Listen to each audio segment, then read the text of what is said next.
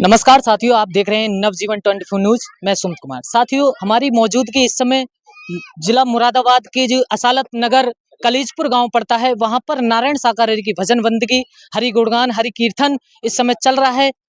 दिन शनिवार है और यहाँ पर नारायण साकारी का गुणगान, उनके नाम से गुणगान किया गया और किस तरीका से गुणगान किया और यहाँ कुछ महापुरुष हैं, उनसे हम जानकारी लेते हैं जो भजन बंदगी में शामिल हुए थे। नारायण साकारी को किस तरीका से वो पहचानते हैं, उनसे भी खास बातचीत करते हैं।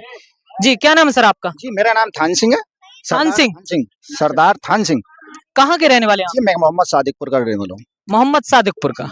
ये नारायण साकारी के सत्य के साथ में आपने इनको भगवान किस तरीका से मान ले, कैसे पहचाना आपने? देखिए, मेरा कहने का मतलब है कि जब भी कोई महापुरुष आते हैं, जैसे कि अभी नारायण साकार हरि आए। साकार हरि एक हमारे समय के सतगुरु के रूप में आए। जैसे त्रेता में राम आए थे, द्वापर में कृष्ण आए थे। इसी तरह से हमारे जो ये नारायण साकार हरि है, वो इस कलयुग में एक समय के सतगुरु बनकर के आए।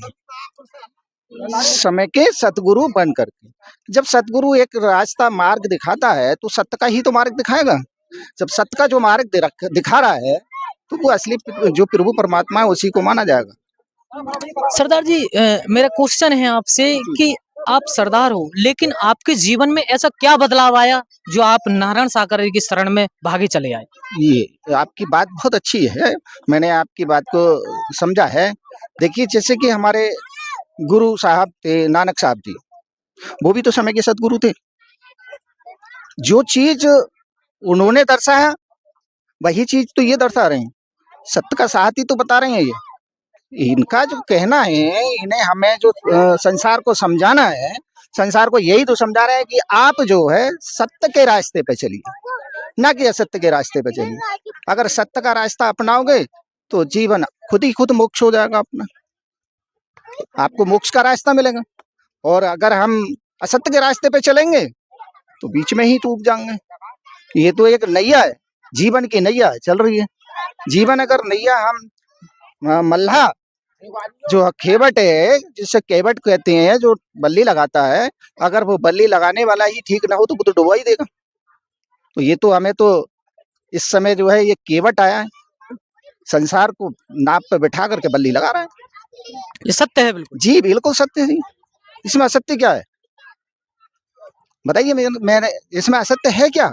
जो अच्छा, सत्य का सरदार जी, इस समय कलयुग में कल की अवतार होना है, क्या हो चुके हैं या यही है?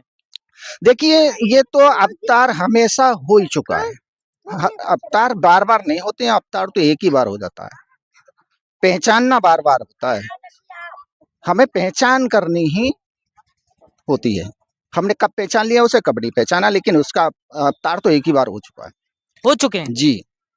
किस रूप में हुए? अवतार हो या निराकार अवतार हो, ये तो एक ऐसी चीज है, निराकार प्रभु न कभी जन्मता है, न मरता है, न जलता है।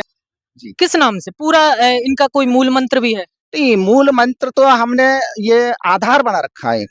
मूल मंत्र किसी का भी सही, किसी का। देखिए, जैसे कि हमारे सतगुरु आए थे, मैं नानक साहब जी के लिए ले लूं तो नानक साहब जी आए तो उन्होंने अपना मूल मंत्र दिया था सतनाम वाहेगुरु। ऐसे ही इन्होंने दिया है नारायण साकार। पूरा मूल मंत्र बताइए क्या है वो? नहीं, मूल मंत्र तो यही है। एक मिनट, ये नारायण साकार हरि, नारायण साकार में आया है, हरि ये है ही। नारायण जो है वो साकार। अच्छा, आप व्याख्या करके बता रहे हो आप? जी जी जी जी जी, बताइए। जी, नारायण जो है साकार मतलब संसार में आया हुआ है। हरि का मतलब तो आप जानते ही हैं, हर जगह है, हर जगह मौजूद है, हर घट घट में है, हर कण कण में है, हर पत्ते पत्ते जर्रे जर्रे में। इसलिए हरि हर जगह है तो हरि कहते हैं। पूरी तरीका संतुष्ट हैं? जी, मैं तो संतुष्ट हूँ जी। अगर किसी को अच्छा, आपको भजन बंदगी में आकर के आपको कैसा महसूस बहुत हुआ? अच्छा लगता है, यहाँ सुकून मिलता है। देखिए, यहाँ सुकून मिलता है, बहुत शांति पूर्वक, कोई न उपद्रव है न कुछ है, आराम से शांति मिलती है। अच्छा, कुछ दान भी दिया आपने नहीं, मैंने कुछ दान नहीं दिया। यहाँ पर? नहीं, किसी भी तरीका का? नहीं, कुछ नहीं, कोई दान है प्रावधान में से?